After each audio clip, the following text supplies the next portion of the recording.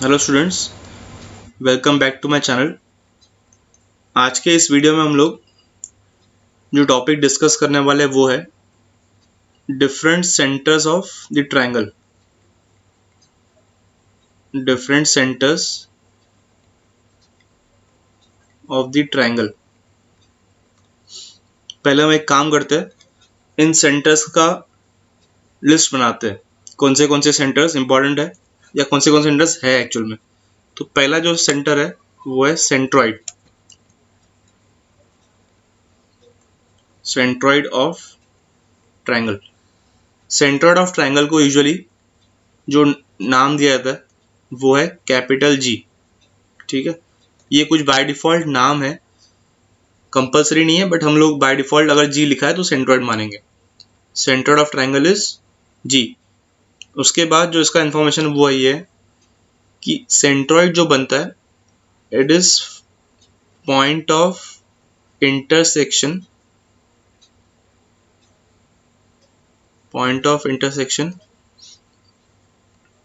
Of medians. Point of intersection of medians. ठीक है, बाकी डिटेल में और भी डिस्कस करेंगे कैसे निकालते हैं इसके कोऑर्डिनेट्स वगैरह। फिलहाल हम लोग का इंटेंशन ये है कि हम लिस्ट कर ले कि कौन से सेंटर्स ऑफ ट्रायंगल है। तो पहला था centroid which is point of intersection of medians. Median exactly क्या होता है?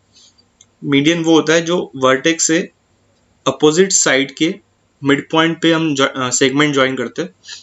ट्रायंगल में हम वर्टेक्स से अपोजिट साइड के मिड पॉइंट पे हम ज्वाइन करते हैं, तो इस सेगमेंट को, जैसे सेगमेंट ए एम को बोलते हैं median.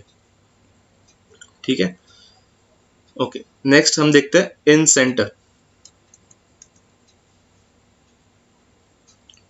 In centre of triangle, इसको यूजुअली डिनोट किया जाता है कैपिटल आई से।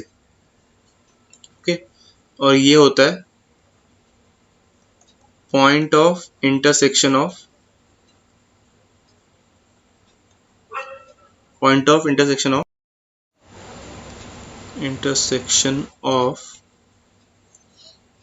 Angle bisectors.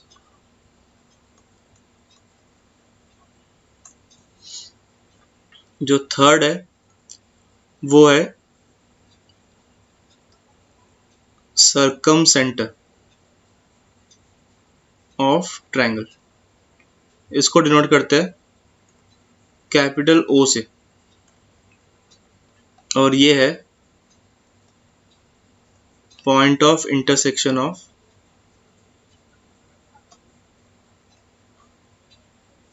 Perpendicular bisectors.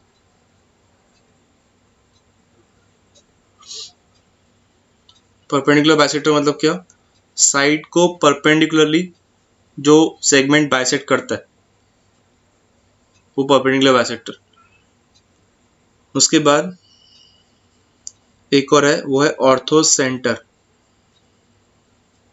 Of triangle, denoted as capital H. इसमें it is point of intersection of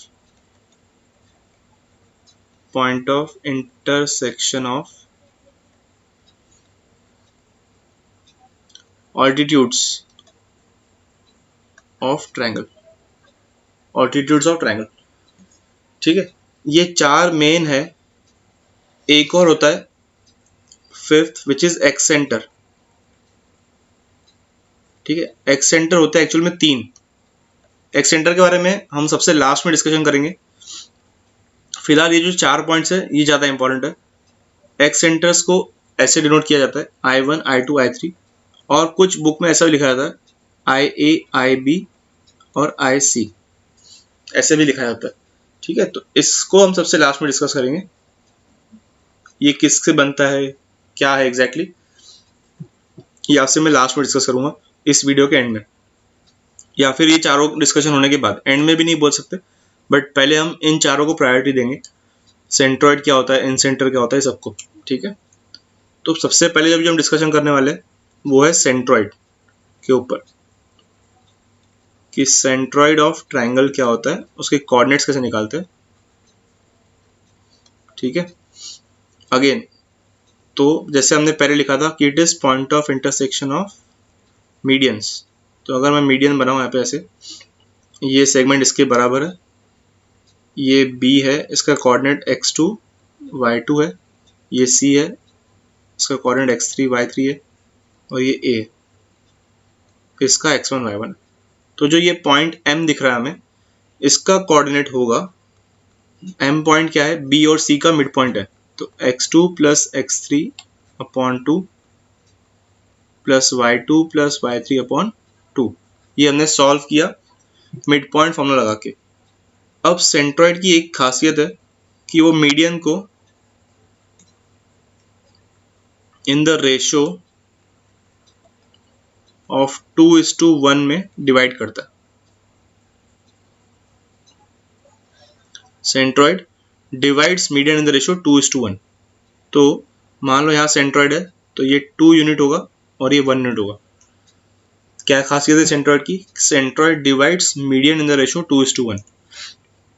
तो अगर आपको m के कोऑर्डिनेट्स पता है, तो आपको सेंट्रॉइड निकालने में ज़्यादा प्रॉब्लम नहीं जाएगी।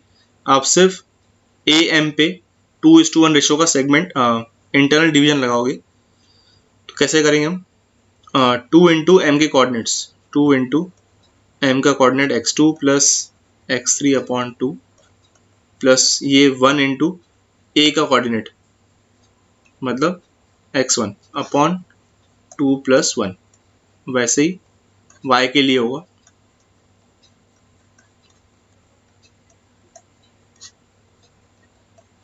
ये जो कोऑर्डिनेट्स है, ये कोऑर्डिनेट हमारे सेंट्रॉइड के है। हमने 2:1 रेशियो लगाया ए एम पे, तो सेंट्रॉइड के कोऑर्डिनेट्स यहाँ से आएंगे x1 plus x2 plus x3 upon 3।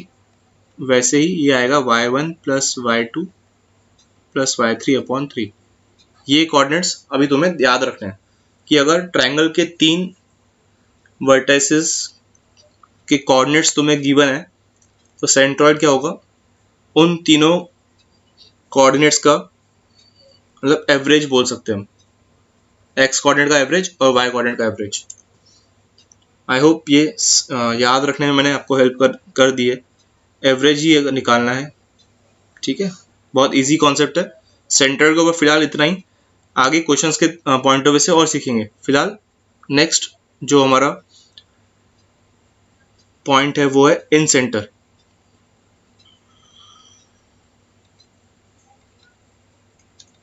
इसको हम डिनोट करते हैं कैपिटल आई से। अब इन सेंटर निकालने के लिए कैसे हम लोग फॉर्मूलास को अप्लाई करते हैं वो देखते हैं। चलो, इन सेंटर क्या होता है, एंगल बाइसेक्टर। तो अगर ए कोऑर्डिनेट हमारे पास x1 y1 है, बी कोऑर्डिनेट हमारे पास x2 y2 है और सी है x3 y3, तो आपको इन सेंटर निकालने के लिए क्या क्या जरूरत होगा वो देखते हैं पहले। तो जो साइड बी सी है उसको स्मॉल ऐसे नोट करते हैं because it is opposite to vertex A. ये बाय डिफॉल्ट चीज़ें है, कुछ आपको ध्यान रखनी है कि जो वर्टेक्स ए के अपोजिट साइड है उसको हम स्मॉल ऐसे नोट करते हैं। वर्टेक्स सी के अपोजिट साइड कौन सा है, ए बी साइड है, उसको हम स्मॉल सी से नोट करेंगे।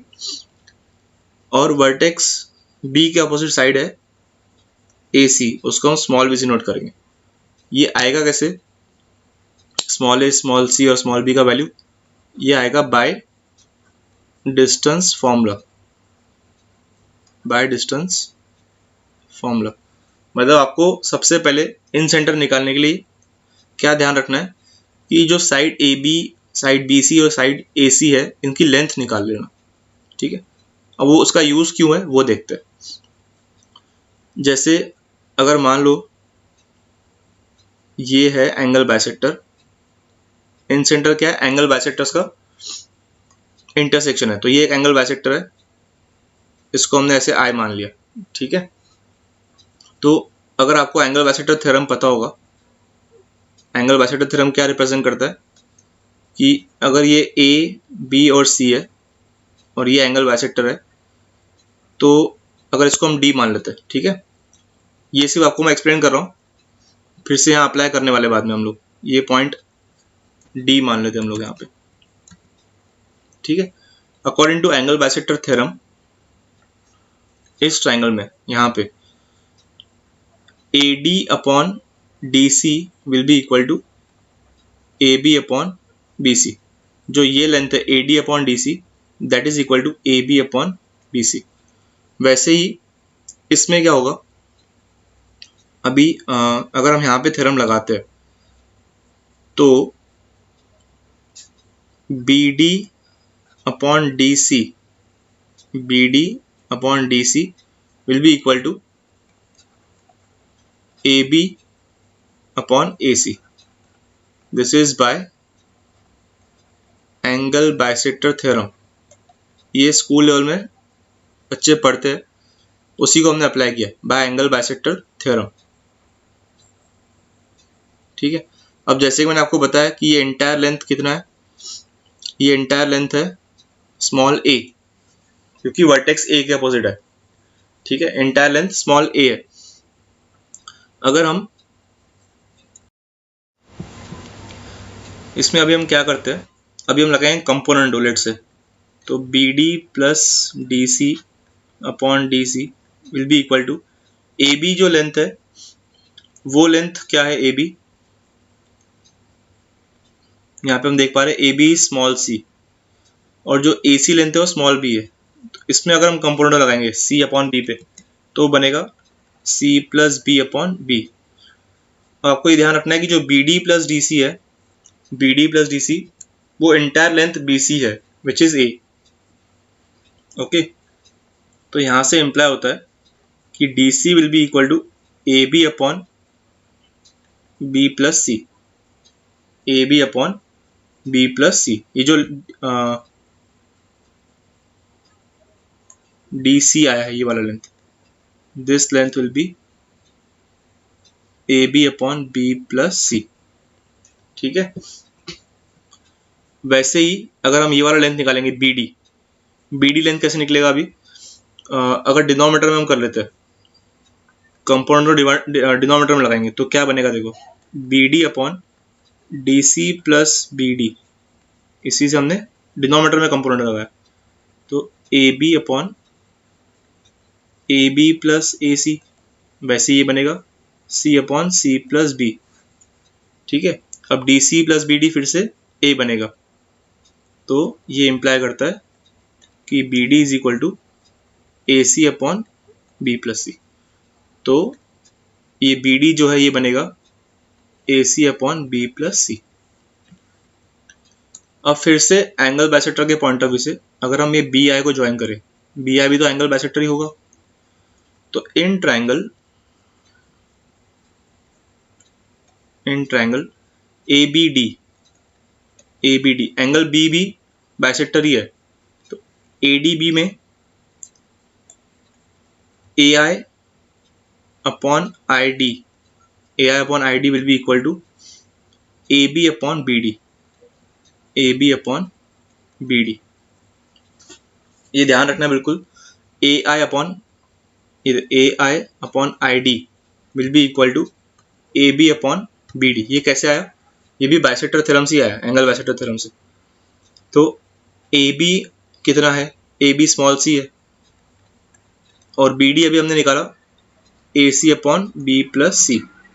तो फाइनली हमें जो निकालना था वो ये है AI upon ID will be equal to, इसमें से C कैंसिल हो जाएगा, B plus C upon A। अब ये हमें कैसे निकाला पूरा ये मेथड, अगर आपको समझ में आया है तो बहुत सही, और अगर बाई चांस नहीं आया तो अब ये वीडियो फिर से देखिए ये पार्ट। ठीक है, तो AI upon ID B plus C upon AI, आपको ये याद रखना है, AI upon ID is B plus C मतलब क्या, ये लेंथ C है, ये लेंथ B है, B plus C upon A upon ये लेंथ आया ऐसे। ठीक है, उससे फायदा क्या होगा, एक बार इसको हटा देते हैं, हाँ, AI अपॉन ID जैसे ये इन सेंटर है, और ये D कोऑर्डिनेट है, और ये A। D कोऑर्डिनेट आप कैसे निकालोगे, D कोऑर्डिनेट तो हम ये रेशो में निकाल सकते हैं।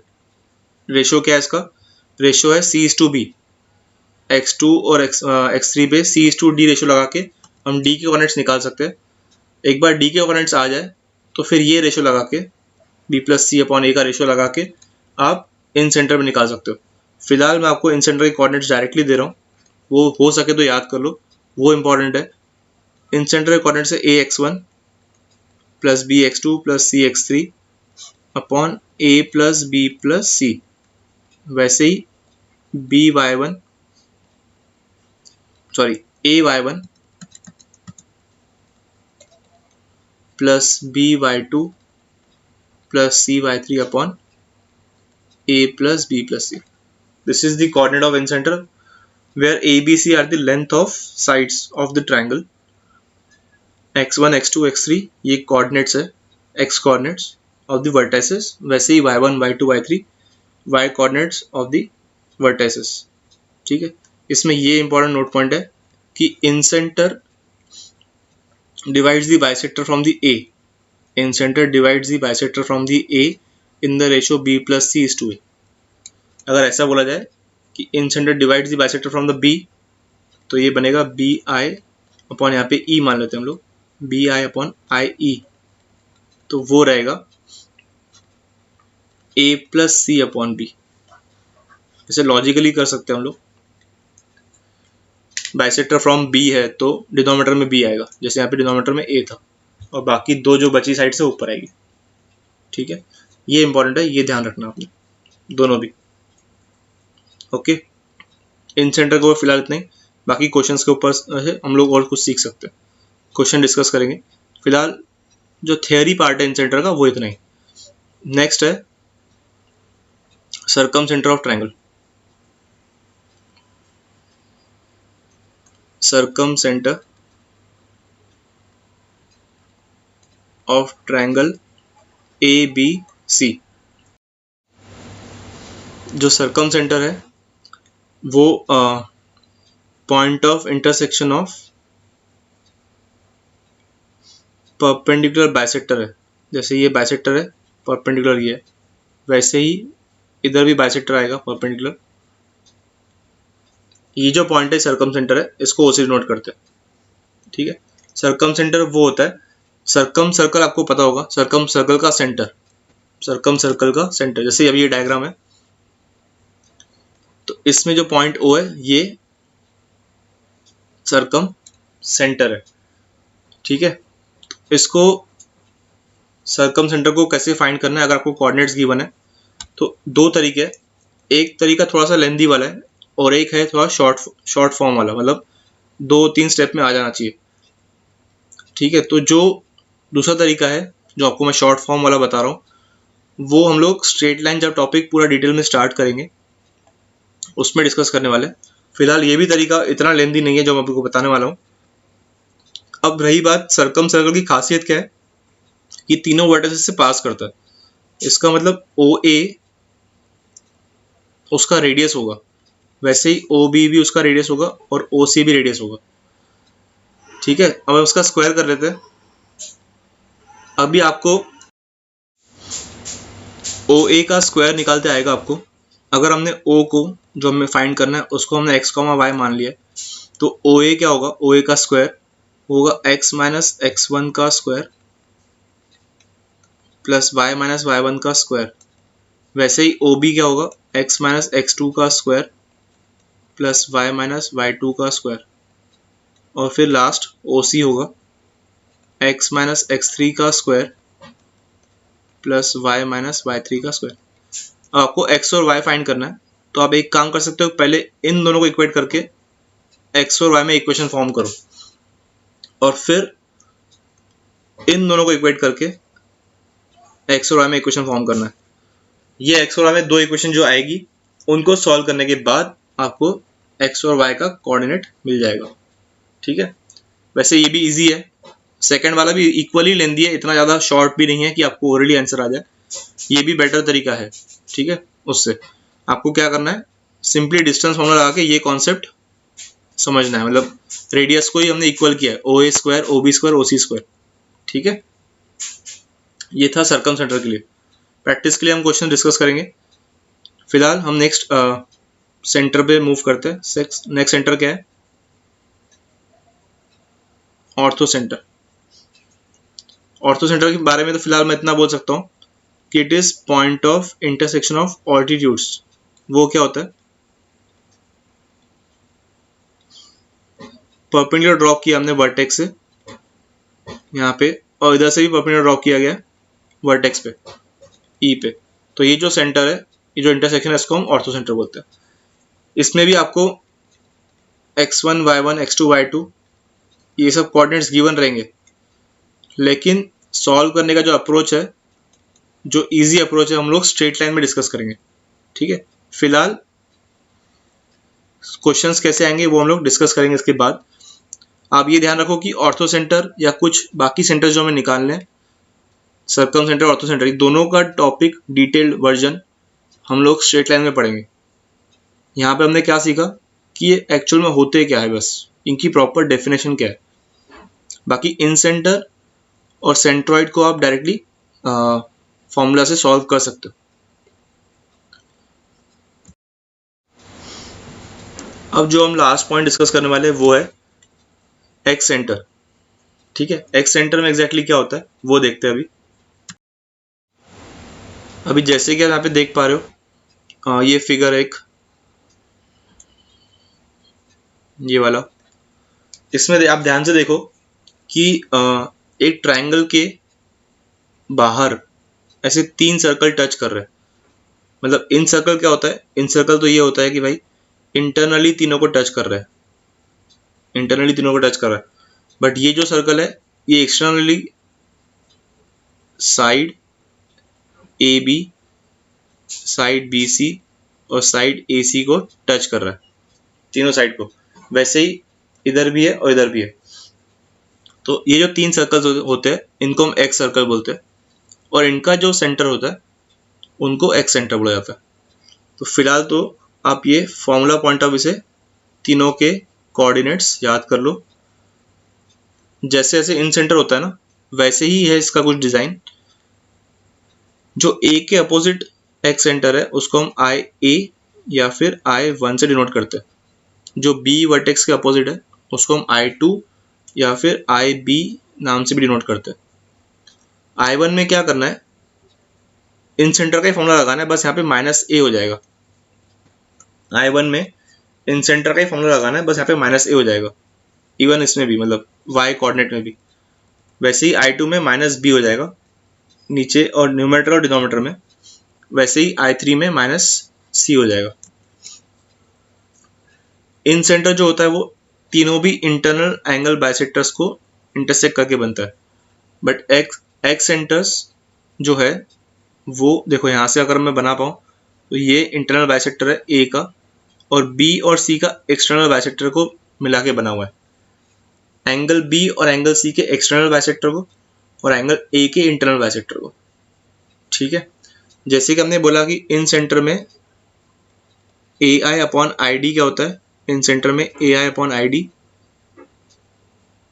वो होता है B plus C upon A, B plus C upon A. मतलब internal incentre divides internal bisector in the ratio B plus C upon A, internal bisector through A. ये इंटरनल डिवीजन से हो रहा है क्योंकि इन सेंटर बाइसेक्टर के बीच में है। वैसे ही यहाँ पे इन सेंटर बाइसेक्टर के बाहर होगा, ये पॉइंट डी होगा इसमें। तो वो एक्सटर्नली डिवाइड कर रहा है, एक्सटर्नली डिवाइड कर रहा है in the ratio B plus C upon A. जो रेशियो में incentre A D bisector को डिवाइड कर रहा है इंटरनली, वही रेशियो में excentre A D bisector को डिवाइड कर रहा है externally B plus C upon A ratio में। अगर आपको ये कन्फ्यूजन हो रहा है फिर से वीडियो देखो। ठीक है, एक्स सेंटर के पॉइंट ऑफ व्यू से फिलहाल ये फॉर्मूलेज ही इंपॉर्टेंट है जो मैंने 3 यहाँ पे आपके साथ शेयर किए। ठीक है, अभी कमिंग वीडियो में, फिलहाल ये जो वीडियो था ये सिर्फ नॉलेज बेस्ड था, आपको सिर्फ नॉलेज लेना है इससे। कमिंग वीडियो में हम स्टार्टिंग में 2-3 क्वेश्चंस प्रैक्टिस के लिए लेंगे based on all the centres. ठीक है, बेसिक क्वेश्चंस ताकि प्रैक्टिस हो जाए, और फिर हम उसमें नया टॉपिक स्टार्ट करेंगे साथ ही में। मतलब प्रैक्टिस के बाद फिर नया टॉपिक स्टार्ट करेंगे। फिलहाल इस वीडियो में इतना ही। ये था different centres of the triangle. I hope ये क्वेश्चन, ये जो टॉपिक है आपको समझ में आया होगा। मेरा वीडियो शेयर करो और अपना सब्सक्राइब करना मत भूलना। ठीक है, थैंक यू।